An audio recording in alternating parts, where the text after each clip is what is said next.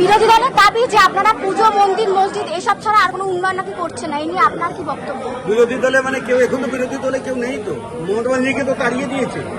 ওই যে বিরোধী দল ছিল তৃণমূল, তারাই তো মমতা ব্যানার্জিকে তাড়িয়ে দিয়েছে। যে যেরকম করবে সেরকমই করবে। যাদের এত জ্ঞান নেই কি মন্দিরে যাওয়ারটা তার ব্যথা লাগছে, কেন ব্যথা লাগছে তার? মন্দিরে যাওয়ারটা ব্যথা কেন লাগছে? হ্যাঁ, মন্দিরে যাওয়াটা কেন ব্যথা লাগছে? আজকে দেখুন আমাদের মোদিজির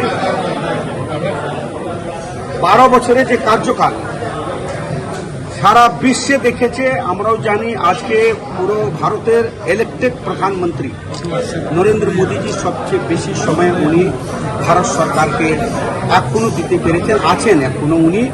আর যতগুলো প্রকল্প উনি দিয়েছেন, ডিজিটাল ইন্ডিয়া থেকে নিয়ে বেটি বাঁচাও বেটি পড়াও, আয়ুষ্মান ভারত থেকে নিয়ে অনেকগুলো প্রকল্প আমাদের, অনেকগুলো যেমন বন্দে ভারত ট্রেন দিয়েছেন, আর আমাদের ডিফেন্সের দিকে অনেক কিছু করেছেন।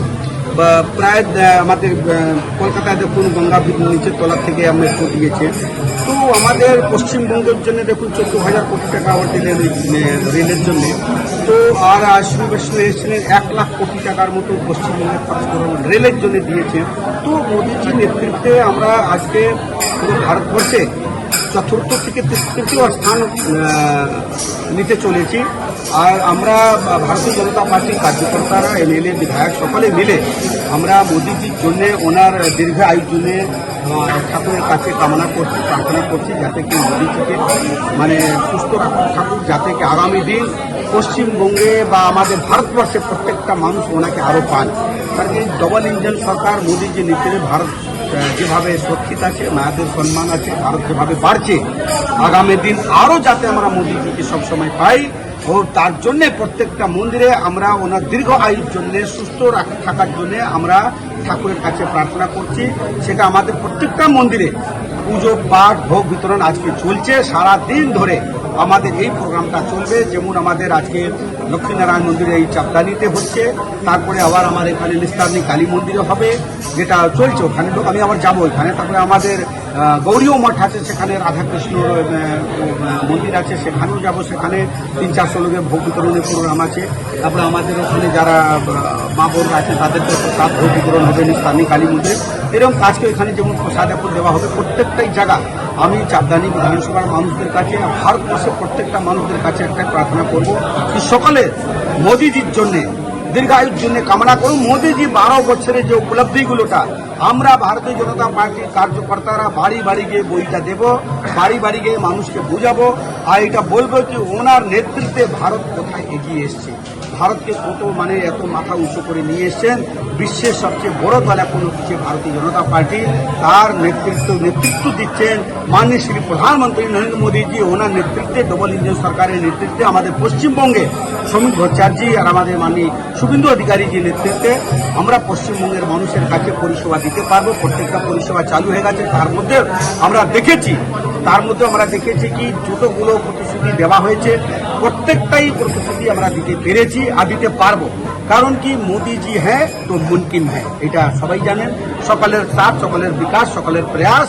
তাই আমি সবাইকে এটাই বলি কি মোদীজি জন্য আপনারা সকলে প্রার্থনা করুন যাতে কি আগামী দিন এইভাবেই আমাদের সাথে উনি আরো থাকুন। উনি সাথে থাকলে, পাশে থাকলে নিশ্চয়ই ভারত এগিয়ে আসবে। আর আমার মায়েরা যেভাবে নিজেকে সম্মানিত বোধ করছেন মোদীজির নেতৃত্বে, আগামী দিন পশ্চিমবঙ্গের মায়েরাও সম্মান এবার দেখুন ফিরে আসবে, কেউ অসম্মানিত থাকবেন না। সকলের জন্য যেমন মোদীজি বলেছেন, ওনার এই ভিশনটা নিয়ে, মানুষের পাশে থাকার ভিশনটা নিয়ে আমরা এই পথে আছি। প্রত্যেকটা মন্দিরে মোদীর জন্য প্রার্থনা কামনা করা হচ্ছে। আর এই আমাদের সারা দিন ধরে আজকে এটাই চলবে। 10 তারিখ থেকে 20 তারিখ অবধি আমাদের অনেকগুলো প্রসিজার আছে যেগুলো আমরা করবো মোদীজির নেতৃত্বে। যেমন 25-50টা যে যারা বিশিষ্ট মানুষ তাদের কাছে আমরা যাবো, যোগাযোগ করবো। আমরা মন্দিরগুলো যেমন আজকে মুছা হয়েছে আবার মুছা হবে। আমাদের স্বচ্ছ ভারত হবে। আমাদের দেখুন কোটি কোটি মানুষ প্রধানমন্ত্রী আবাস যোজনা পেয়েছেন, কোটি কোটি মানুষ শৌচালয় পেয়েছেন, কোটি কোটি মানুষ আমাদের বিনামূল্যে রাশন পাচ্ছেন, কোটি কোটি মানুষ ডিজিটাল ইন্ডিয়া মধ্যে লেনদেন করতে পারছেন অনলাইন।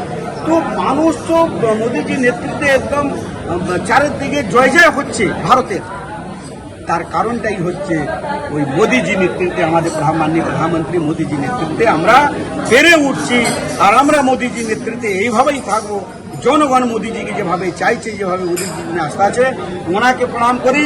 আর ঠাকুরের আশীর্বাদ যাতে মোদিজির কাছে সবসময় থাকে, আমরা এটাই প্রার্থনা করব, যাতে মোদিজি সুস্থ থাকলে আমরা সকলেই সুস্থ থাকবো, ভারত সুস্থ থাকবে। ভালো থাকবেন সবাই। চাপদানি বিধানসভার জনগণকে অনেক অনেক শুভেচ্ছা জানালাম। ভালো থাকবেন। মোদিজির জন্য মায়ের কাছে প্রার্থনা করুন যাতে উনি আরো সুস্থ থেকে আমাদের পাশে এইভাবে থাকুন, যেভাবে কাজ করে যাচ্ছেন। আগামী দিন আরো সুন্দরভাবে কাজ করুন, যাতে আমাদের পশ্চিমবঙ্গের প্রত্যেকটা মানুষের মুখে হাসি ফুটে আসে। এটাই কামনা করছি। নমস্কার।